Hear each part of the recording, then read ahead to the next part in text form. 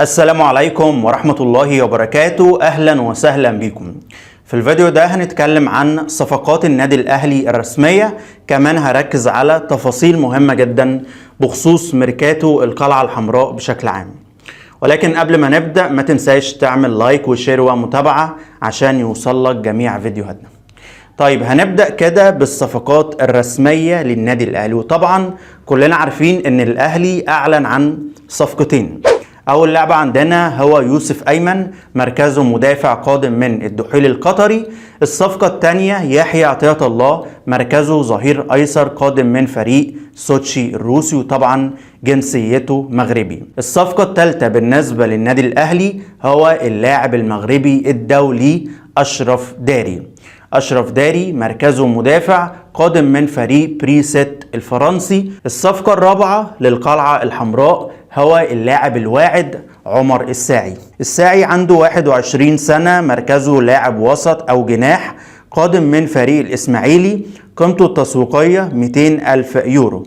عمر وقع للنادي الأهلي بشكل رسمي، وتم إنهاء التفاصيل المادية مع إدارة الإسماعيلي، وبالتالي الصفقة تمت بالفعل. أرقام عمر الساعي مع الإسماعيلي هذا الموسم: شارك فيه 45 لقاء، سجل 4 أهداف وصنع 4. تقريبا هو لاعب في 7 مراكز مختلفة مع نادي الإسماعيلي، ولكن أكتر مكان شارك فيه مركز سنترال ميدفيلد. لاعب 14 مباراة وسط رقم 8 اللي هو فروم بوكس وتو بوكس زي عمرو السولية، مركز عمرو السولية. عمر الساعي لاعب موهوب، عنده قدرات وإمكانيات على أعلى مستوى، يعني مهاري، دريبلر، حريف كورة، بيعرف يسجل ويصنع أهداف، عنده رؤية للملعب بشكل كبير.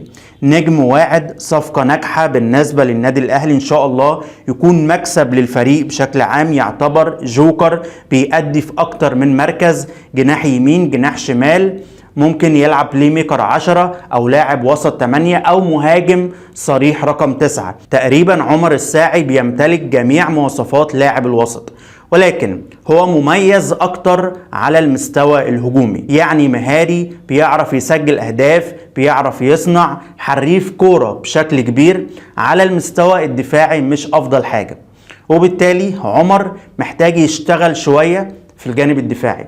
يعني كولر ان شاء الله هيوجه له بعض التعليمات، محتاج يكون ملتزم تكتيكيا اكتر داخل ارض الملعب ويعمل التوازن. طيب الصفقة الخامسة بالنسبة للقلعة الحمراء هو اللاعب الفلسطيني عمر فرج. عمر عنده 22 سنة، مركزه مهاجم صريح او جناح قادم من فريق اياك السويدي، جنسيته فلسطيني سويدي، قيمته التسويقية 1,200,000 يورو. أرقام عمر الموسم الحالي: لعب 18 مباراة، سجل 3 أهداف وصنع 2. أما عن إحصائياته خلال مشواره الكروي: شارك فيه 134 لقاء، سجل 30 هدف وصنع 5. عمر فرج مهاجم سوبر، ولكن بروفايل مختلف عن بروفايل وسام أبو علي. يعني هو مهاري أكتر، بيقدر يشارك جناح يمين أو جناح شمال أو مهاجم 9، عنده القدرة على تنفيذ جميع الواجبات الهجومية بشكل مثالي، ولكن مش قوي قوي زي وسام أبو علي، مش طويل بالشكل الكبير. عمر فرج بيقدر يسجل أهداف من العمق والأطراف، هو بينزل يستلم من تحت، بيعرف يلعب بلاي ميكر 10 أو مهاجم تاني أو جناح أو مهاجم 9، يعني مهاجم شامل متكامل، يقدر يضيف للنادي الأهلي. صفقة 2 في 1 بالنسبة للقلعة الحمراء والنادي الأهلي، يعني بينهي الصفقة بشكل رسمي. بيتبقى رتوش أخيرة في انتداب اللاعب الفلسطيني السويدي عمر فرج.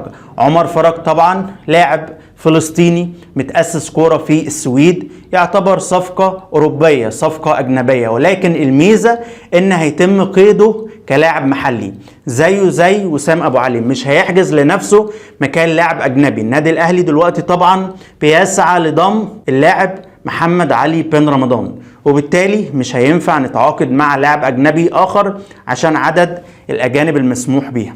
فالصفقة الخامسة إن شاء الله عمر فرج، اللاعب الفلسطيني السويدي. الصفقة السادسة هو اللاعب التونسي محمد علي بن رمضان. النادي الأهلي مش بييأس، يعني الأهلي ما عندوش يأس، الأهلي بيحاول للحظات الأخيرة. في صفقة بن رمضان. الخلاف دلوقتي على المقابل المادي بين إدارة النادي الأهلي وإدارة الفريق المجري. ممكن جدا نشوف بن رمضان، خاصة ان بن رمضان عنده رغبة كاملة انه ينتقل الى القلعة الحمراء، يعني رغبة اللاعب الانضمام الى النادي الاهلي. ولكن المشكلة دلوقتي في المقابل المادي والبوانس وصياغة دفع المقابل المادي، يعني هل كاش او تقسيط؟ طب لو تقسيط على كم مرحلة؟ فدلوقتي الكلام على الامور اللي زي دي، الامور المادية. بس النادي الاهلي بيضغط على إدارة الفريق المجري، والنادي الأهلي بيحاول إنه يتعاقد مع بن رمضان لأن كولر طلب التعاقد معاه. يعني محمد علي بن رمضان لاعب كبير الصراحة، يقدر يأدي 8 أو 6، يعني يقدر يأدي ديفندر رقم 6 أو رقم 8. بن رمضان دفاعيا وهجوميا سوبر، حاجة ما شاء الله، لاعب كبير، لاعب دولي، عنده الخبرات، بخلاف عمر الساعي. يعني عمر الساعي بنقول عليه انه نجم واعد، لاعب شاب عنده 21 سنة ولكن لا يمتلك الخبرات الكافية. بن رمضان لو انضم للنادي الاهلي يلعب جاهز على طول. عمر الساعي محتاج وقت نوعا ما. يعني بن رمضان عنده الخبرة الأفريقية بشكل كبير، شارك قبل كده مع الترجي، شارك مع منتخب تونس، عنده مقاومات وسمات شخصية جيدة. فالنادي الأهلي بيحاول في صفقة بن رمضان، وإن شاء الله الأهلي يقدر يتعاقد معاه كصفقة سادسة. ممكن جدا الأهلي يتعاقد مع صفقات من داخل الدوري المصري. عندنا يعني أكتر من لاعب على الرادار، زي أسامة فيصل لاعب البنك الأهلي، مصطفى زيكو لاعب فريق زد، محمد اسماعيل لاعب فريق زد. النادي الاهلي بيحاول.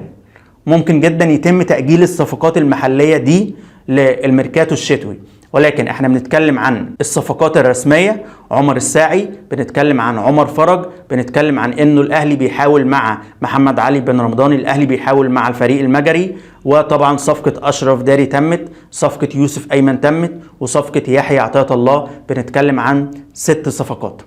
نادي الاهلي ما شاء الله اتعاقد مع لعيبة سوبر فعلا.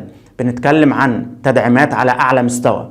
ان شاء الله الاهلي هيعلن عن جميع الصفقات خلال يوم او 2 بالكتير خالص. نادي الاهلي هيعلن عن صفقة اشرف داري وعمر الساعي، ولسه بقى ممكن عمر فرج، ولسه الصفقة الكبيرة المنتظرة محمد علي بن رمضان نجم تونس. انا طبعا بتمنى التوفيق للنادي الاهلي. انا شايف ان الاداره بتعمل اللي عليها. الاداره الصراحه اتعاقدت مع صفقات سوبر، يعني محمد عبد المنعم رحل، تم ضم اللاعب يوسف ايمن واشرف داري. بنتكلم عن اللاعب اليو ديانج رحل، الاهلي تعاقد مع عمر الساعي، ولسه ان شاء الله هيتم ضم اللاعب يعني محمد علي بن رمضان. بتتكلم عن مهاجم سوبر اللي هو عمر فرج، مهاجم جيد جدا فلسطيني، عنده مقاومات وعنده الامكانيات، وجوكر، يعتبر صفقة 2 في 1. عمر الساعي ده هو كمان يعتبر جوكر، بيقدر يأدي لاعب وسط او جناح يمين او جناح شمال. فبنتكلم عن يعني ميركاتو متكامل. يحيى عطية الله ظهير ايسر، وكولر طلب التعاقد مع باك ليفت، وبالتالي الاداره بتعمل اللي عليها. الراحلين طبعا مودست، كريستو، عبد القادر، عبد المنعم، اليو ديانج، محمود متولي. يعني ميركاتو جيد، ميركاتو متكامل، صفقات على اعلى مستوى، صفقات عالميه. وان شاء الله يعني الاهلي يظهر بشكل كويس في بطوله الانتر كونتيننتال. النادي الاهلي مكون فريق كبير، النادي الاهلي مكون فريق عالمي مرعب. ان شاء الله نقدر نحصد جميع البطولات المتاحة عالميا وافريقيا ومحليا كمان. بكده نكون وصلنا لنهاية حلقتنا. ما تنساش تعمل لايك وشير ومتابعة عشان يوصل لك كل فيديوهاتنا. شكرا ليكم، سلام عليكم.